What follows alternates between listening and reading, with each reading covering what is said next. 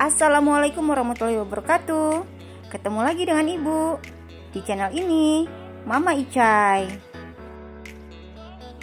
Sebelum kita mulai belajarnya, jangan lupa untuk subscribe channel ini ya, dan jangan lupa juga untuk nyalakan loncengnya.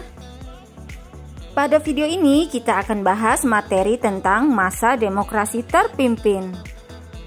Masa demokrasi terpimpin adalah masa ketika Indonesia menerapkan suatu sistem pemerintahan dengan seluruh keputusan pemerintah berpusat pada kepala negara. Pada masa ini, jabatan kepala negara dijabat oleh Presiden Soekarno. Masa demokrasi terpimpin berlangsung sejak dikeluarkannya Dekret Presiden tanggal 5 Juli 1959 sampai tahun 1965. Kehidupan masyarakat Indonesia pada masa demokrasi parlementer belum pernah mencapai kestabilan secara nasional. Persaingan partai-partai politik yang menyebabkan pergantian kabinet terus terjadi. Selain itu juga, Dewan Konstituante tidak berhasil melaksanakan tugasnya disebabkan adanya perbedaan pandangan tentang dasar negara. Untuk mengatasi permasalahan tersebut, muncul gagasan untuk melaksanakan model pemerintahan demokrasi terpimpin dan kembali kepada Undang-Undang 1945. Sehingga pada tanggal 5 Juli 1959, Presiden Soekarno mengeluarkan dekret yang dikenal dengan Dekret Presiden 5 Juli 1959. Adapun isi dari Dekret Presiden tersebut ada 3 poin. Yang pertama, menetapkan pembubaran konstituante. Kemudian yang kedua, menetapkan Undang-Undang 1945 berlaku bagi segenap bangsa Indonesia dan seluruh tumpah darah Indonesia terhitung mulai tanggal penetapan dekret dan tidak berlakunya lagi Undang-Undang sementara. Dan yang ketiga, pembentukan MPRS yang terdiri atas anggota DPR ditambah dengan utusan-utusan dan golongan serta pembentukan Dewan Pertimbangan Agung sementara. Maka dengan dikeluarkannya Dekret Presiden 5 Juli 1959, berakhirlah masa demokrasi parlementer dan digantikan dengan demokrasi terpimpin. Demikian pula mulai saat itu sistem kabinet parlementer ditinggalkan dan diganti menjadi kabinet presidensial. Namun pada masa demokrasi terpimpin justru terjadi penyimpangan terhadap Undang-Undang 1945. Bentuk penyimpangannya tersebut diantaranya yaitu: yang pertama, Presiden menunjuk dan mengangkat anggota Majelis Permusyawaratan Rakyat Sementara. Seharusnya anggota Majelis Permusyawaratan Rakyat Sementara dipilih melalui pemilu, bukan ditunjuk dan diangkat oleh Presiden. Penyimpangan yang kedua yaitu Presiden membubarkan Dewan Permusyawaratan Rakyat atau DPR hasil pemilu 1955 dan menggantikannya dengan Dewan Permusyawaratan Rakyat gotong royong. Seharusnya kedudukan Presiden dan DPR setara. Presiden tidak dapat membubarkan DPR dan sebaliknya DPR tidak dapat memberhentikan Presiden. Kemudian penyimpangan yang ketiga yaitu pengangkatan Presiden seumur hidup. Seharusnya Presiden dipilih setiap 5 tahun sekali melalui pemilu sebagaimana amanat Undang-Undang Dasar 1945, bukan diangkat seumur hidup. Pada masa demokrasi terpimpin, kekuatan politik terpusat antara 3 kekuatan politik, yaitu Presiden Soekarno, kemudian Partai Komunis Indonesia atau PKI, dan TNI Angkatan Darat. Sampai tahun 1961 hanya ada 10 partai politik yang diakui oleh pemerintah, yaitu PNI, NU, PKI, Partai Katolik, Partai Indonesia, Partai Murba, PSII, IPKI, Partai Kristen Indonesia, dan Persatuan Tarbiyah Islam. Berdasarkan Undang-Undang 1945, politik luar negeri yang dianut Indonesia adalah politik luar negeri bebas aktif. Bebas artinya tidak memihak kepada salah satu blok yang ada, yaitu blok barat dan blok timur. Namun pada masa demokrasi terpimpin, politik luar negeri Indonesia condong ke blok timur. Indonesia banyak melakukan kerjasama dengan negara-negara komunis seperti Uni Soviet, Cina, Kamboja, Vietnam, dan Korea Utara. Politik luar negeri yang ada pada saat itu yaitu Oldevo dan Nevo. Oldevo adalah sebutan untuk negara-negara barat yang sudah mapan ekonominya. Sedangkan Nevo adalah sebutan untuk negara-negara baru, khususnya negara-negara sosialis. Dan pada saat demokrasi terpimpin, Indonesia lebih banyak menjalin kerjasama dengan negara-negara NEVO. Hal ini terlihat dengan dibentuknya poros Jakarta-Peking dan poros Jakarta-Phnom Penh, Hanoi-Pyongyang. Terbentuknya poros ini mengakibatkan ruang gerak diplomasi Indonesia di forum internasional menjadi sempit. Indonesia terkesan memihak kepada blok sosialis atau komunis. Kemudian yang kedua, politik mercusuar. Politik mercusuar merupakan politik yang dijalankan oleh Presiden Soekarno dengan menganggap bahwa Indonesia merupakan mercusuar yang menerangi jalan bagi negara NEVO di seluruh dunia. Politik luar negeri yang ketiga yaitu Indonesia dalam gerakan non-blok. Berdirinya gerakan non-blok diprakarsai oleh Perdana Menteri India Jawaharlal Nehru, Perdana Menteri Ghana Kwame Nkrumah, Presiden Mesir Gamal Abdel Nasser, Presiden Indonesia Soekarno, dan Presiden Yugoslavia Joseph Broz Tito. Gerakan non-blok resmi berdiri melalui konferensi tingkat tinggi tahun 1961 di Beograd, Yugoslavia. Adapun tujuan pendirian gerakan non-blok diantaranya yaitu yang pertama, menentang imperialisme dan kolonialisme, yang kedua, menyelesaikan sengketa secara damai, yang ketiga, mengusahakan pengembangan sosial ekonomi agar tidak dikuasai negara maju, dan yang keempat, membantu perdamaian dunia dan berusaha meredakan ketegangan Amerika Serikat dengan Uni Soviet. Kemudian politik luar negeri yang keempat yaitu konfrontasi dengan Malaysia. Konfrontasi dengan Malaysia berawal dari keinginan Federasi Malaysia untuk menggabungkan Brunei, Sabah, dan Sarawak ke dalam Federasi Malaysia. Rencana pembentukan Federasi Malaysia mendapat tentangan dari Filipina dan Indonesia. Filipina menentang karena menganggap bahwa wilayah Sabah secara historis adalah milik Kesultanan Sulu, sedangkan Presiden Soekarno menentang karena menganggap pembentukan Federasi Malaysia adalah sebagai proyek neokolonialisme Inggris yang membahayakan revolusi Indonesia. Tanggal 16 September 1963, pendirian Federasi Malaysia diproklamirkan.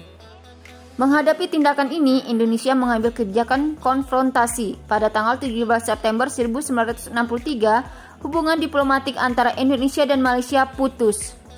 Selanjutnya, pada tanggal 3 Mei 1964, Presiden Soekarno mengeluarkan Dwi Kora atau Dwi Komando Rakyat.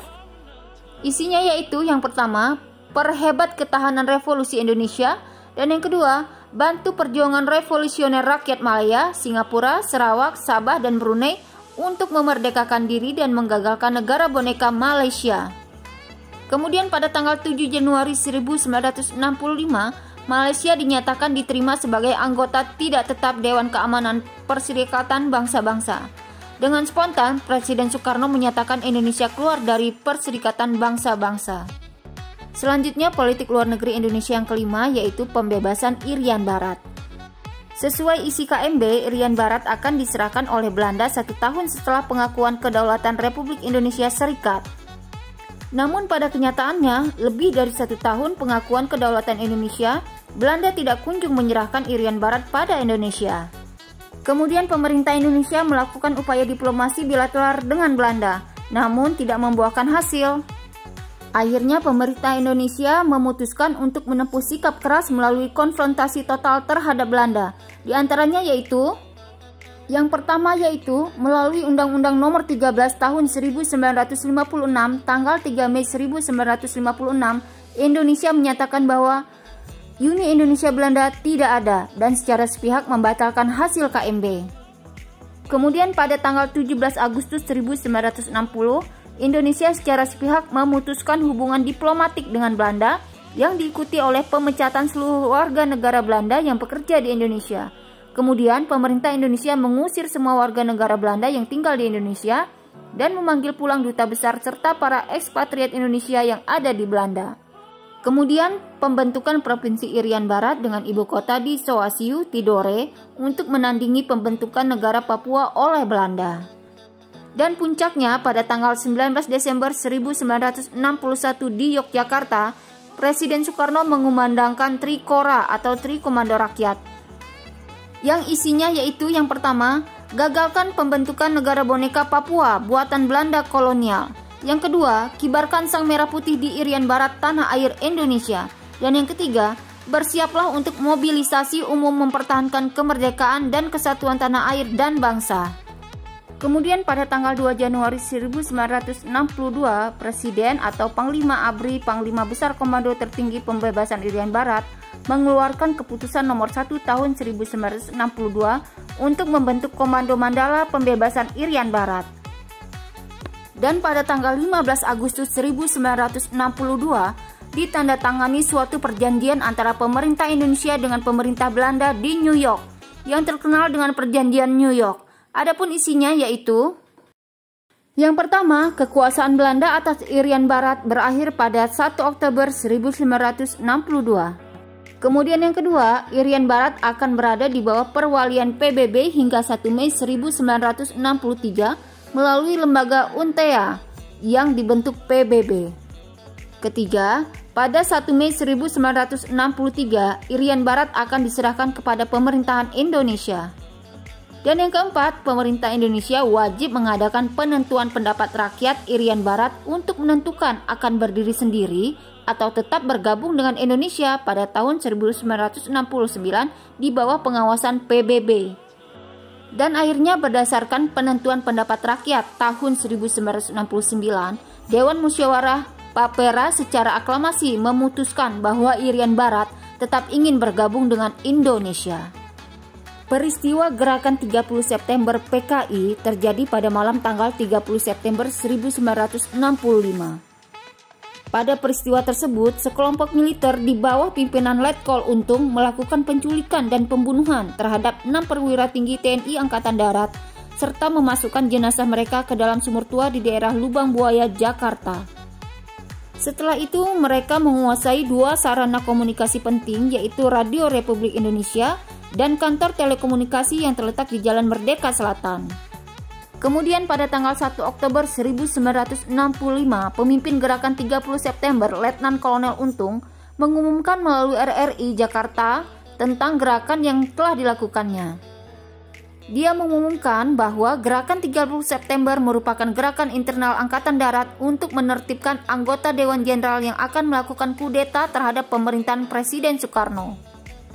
Mayor Jenderal Soeharto yang saat itu menjabat sebagai Panglima Komando Strategis Angkatan Darat memutuskan segera mengambil alih pimpinan TNI Angkatan Darat. Operasi penumpasan G30 SPKI dipimpin oleh Mayor Jenderal Soeharto bersama Resimen Para Komando Angkatan Darat dan Batalion 328 Para Divisi Siliwangi.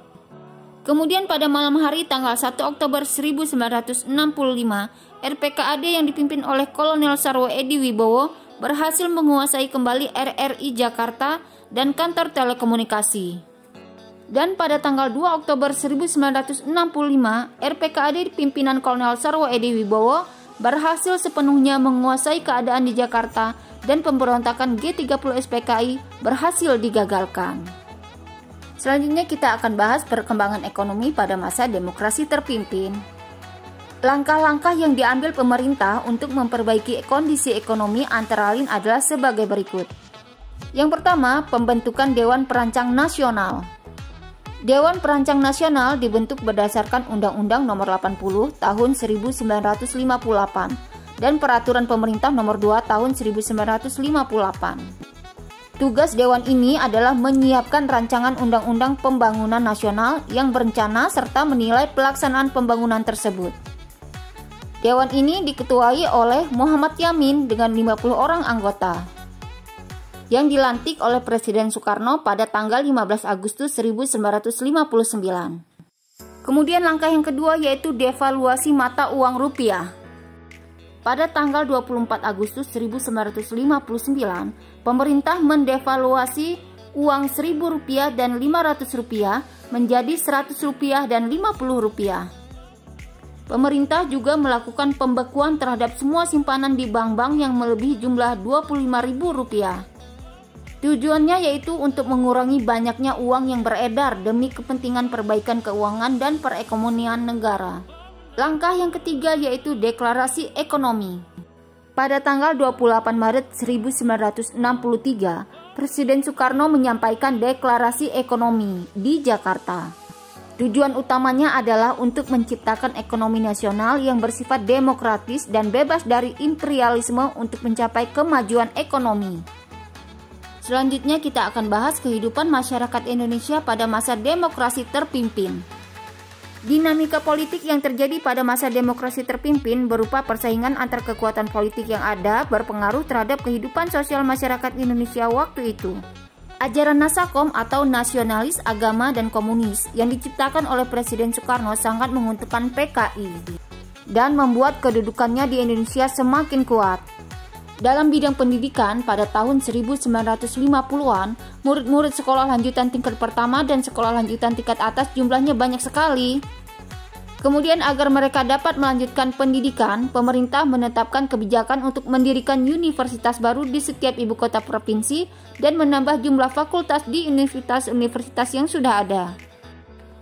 Untuk memenuhi keinginan umat Islam, didirikan Institut Agama Islam Negeri atau IAIN, dan untuk murid-murid yang beragama Kristen, Protestan, dan Katolik, didirikan Sekolah Tinggi Teologia dan seminari-seminari. Kemudian pada tahun 1962, sistem pendidikan SMP dan SMA mengalami perubahan.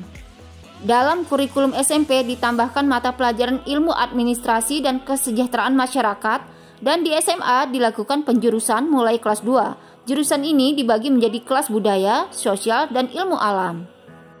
Dalam bidang seni muncul berbagai lembaga seni yang dibangun oleh partai politik, seperti Lembaga Kesenian Rakyat milik PKI, Lembaga Kesenian Nasional milik Partai Nasional Indonesia, Lembaga Seni Budaya Muslim Indonesia milik Nahdlatul Ulama, dan Himpunan Budayawan Islam milik Masyumi. Nah, itu tadi pembahasan kita mengenai masa demokrasi terpimpin. Semoga bermanfaat. Terima kasih. Assalamualaikum.